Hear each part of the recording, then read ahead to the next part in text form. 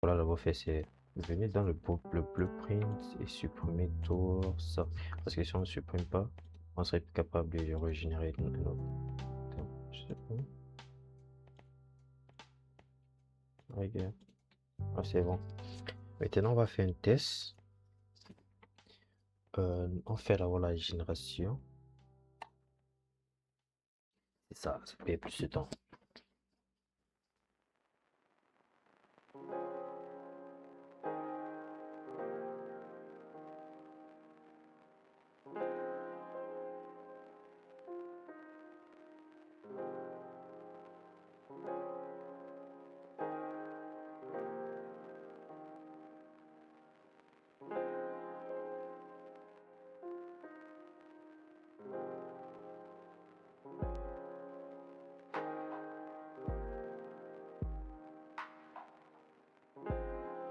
Ok, là, ça a généré. Bon, maintenant, on s'en fout de ce que ça a généré parce que on va juste venir ici.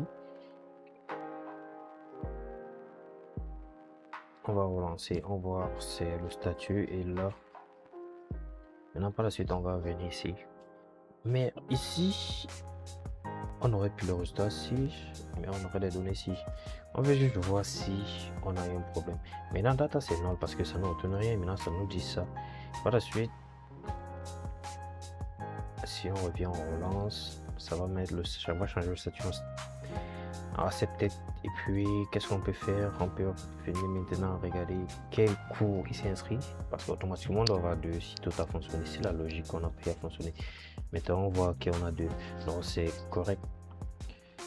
Donc, c'était juste la partie que j'avais oublié parce que j'avais oublié d'inscrire l'utilisateur au cours après la création du cours. Parce que même dans le workflow que j'avais demandé à Claude de générer, il m'a mis ça. Donc, l'utilisateur va faire une demande, il va créer un cours. Mais avant de créer un cours, on doit tout s'assurer que c'est que le cours n'existe pas déjà dans la DB. Mais le seul point, c'est que ça peut arriver que c'est juste une différence d'un S. C'est ça qui va poser problème parce que présentement les recherches ne sont pas encore trop solides. Pour l'instant, ça vérifie juste le titre et ou, non pas et mais ou, parce que c'est soit le titre ou code. Si l'un des deux existe déjà, automatiquement c'est un oui. Maintenant, qu'est-ce que ça doit faire? Ça doit afficher les cours qui existent à l'utilisateur et maintenant lui il doit s'inscrire sur les cours, au cours pardon. Par la suite, s'il s'inscrit automatiquement, ça va faire un post de enroll. Maintenant, si l'utilisateur, si c'est que le cours que l'utilisateur veut créer n'existe pas dans la DB, ça veut dire qu'automatiquement il doit nous créer un cours. Et s'il crée un cours, les informations qui l'utilisateur crée le cours, c'est ça qu'on envoie à l'IA de nous générer les challenges, les skills et les badges. Maintenant, pour ça, on sauvegarde ce que l'IA a généré avec un statut pending pour dire l'utilisateur n'a pas encore accepté. Et maintenant, on retourne ce que l'IA nous a généré à l'utilisateur. Maintenant, on demande qu'est-ce qu'il lui veut accepter. Voici ce que l'IA a généré, qu'est-ce que tu vas accepter. Ça peut arriver qu'il accepte tout. Là, il nous retourne et on confirme. C'est là où maintenant le statut du blueprint est changeable, c'est accepté. Et puis maintenant, on stocke ça. C'est ça que j'avais oublié. En fait, le problème c'est que ça peut arriver que c'est le front-end qui fait appel au post pour inscrire l'utilisateur au cours. En même temps, ça serait plus ou moins mieux que avec un clic, tout ça se passe automatiquement. Mais c'est juste, ça serait tellement lent. Il va falloir essayer de mettre un UI pour que l'utilisateur reste. Donc du moins, ça serait ça. Parce que là, ça serait la version light, light mode. Donc, il va créer. Et puis là, c'est ça. Mais ça, c'est d'abord ça avant ça. Donc, c'est d'abord. C'est d'abord ça avant ça. Parce qu'on doit tout se rassurer que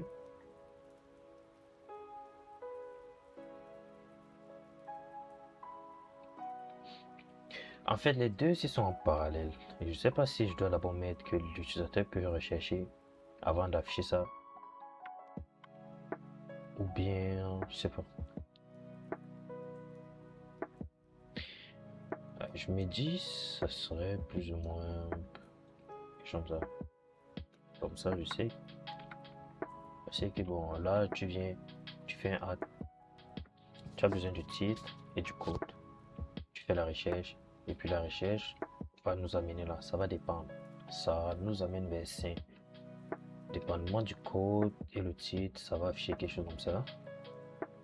Par la suite, si c'est que l'utilisateur a vu le cours qu'il voulait créer, automatiquement il va s'inscrire au cours sans problème.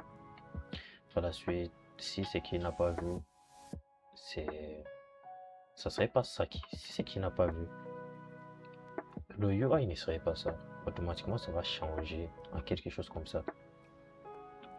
Mais je me dis, ça et ça, ça fait quand même quasiment la même chose, mais bon, je sais pas trop. Pour l'instant, c'est un peu ça. Donc, je me dis, là, il peut maintenant créer, vu que ça n'existait pas déjà dans la DB. Puis maintenant, il peut mettre XP qu'il veut, département, le code, la description et le titre. Maintenant, il peut créer. Lorsqu'il clique sur créer, c'est là maintenant où le UI de l'IA vient pour dire ça génère. Mais c'est ça, je sais pas comment pour changer le statut en fonction de ce que l'IA fait. C'est ça, je sais pas trop.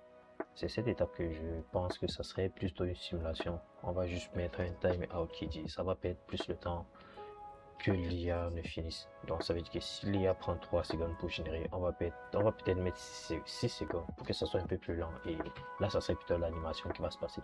Pour l'instant, ça serait ça. Par la suite, il crée. Maintenant, l'IA nous retourne ce qu'il a créé avec les skills, les challenges et les badges. Mais le problème, c'est que l'utilisateur est obligé de sélectionner un skill et un badge et un challenge, pardon. Il ne peut pas, annuler. Soit il annule complètement, soit s'il clique sur confirmer, ça veut dire qu'il a sélectionné au moins les deux-ci. Par la suite, il peut sélectionner les badges s'il veut, si c'est qu'il voit que le badge ne plaît pas. Mais c'est où maintenant je me dis, présentement, on ne peut pas générer les badges. Parce que, bon, générer les badges, ça serait plus ou moins compliqué parce que ça va dépendre. Le badge serait généré dépendamment du contenu que l'IA a généré. Donc, ça veut dire que le contenu du badge. C'est vrai que lorsqu'on fait un prompt, on demande à l'IA de nous retourner un prompt. Donc, parmi les badges qui créent, ouais, ça, c'est où ça en bas? Parmi les badges qu'il crée, il va nous donner un prompt pour générer le badge qui va décrire le badge qu'il a créé. Donc c'est un peu ça. Mais pour l'instant, j'ai pas encore fait ça parce que je dois chercher un modèle qui peut le faire. Donc c'est un peu ça. Donc lui, il va maintenant cliquer là et là, il clique. Et puis ça, c'est ça. Mais le problème, c'est que on doit aussi regarder comment on fait pour stocker l'icône que l'IA a générée. Parce qu'on ne peut pas stocker seulement le prompt. Parce que si on stocke seulement le prompt, ça peut varier, le badge peut varier, mais c'est pas ça on va éviter ça. Donc lorsqu'il l'a sélectionné, et puis c'est tout. C'est d'où vient maintenant ceci, parce que je peux pas faire la version ici. C'est d'où vient maintenant ici, là on va dire, il s'inscrit à ça, et puis c'est tout.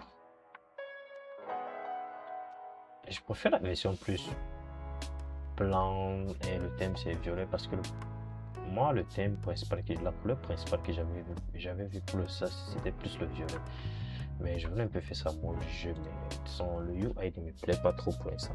Mais je vais voir ça après. Donc là c'est ça. Je pensais faire l'intégration du front-end aujourd'hui, mais disons je suis déjà fatigué. Parce que j'ai un autre bug bizarre que je dois régler aussi. Parce que si vous avez remarqué, j'ai commenté la partie où ça vérifie les informations qui sont retournées après la création du coup. Donc c'est un peu ça. Pour l'instant, je vais voir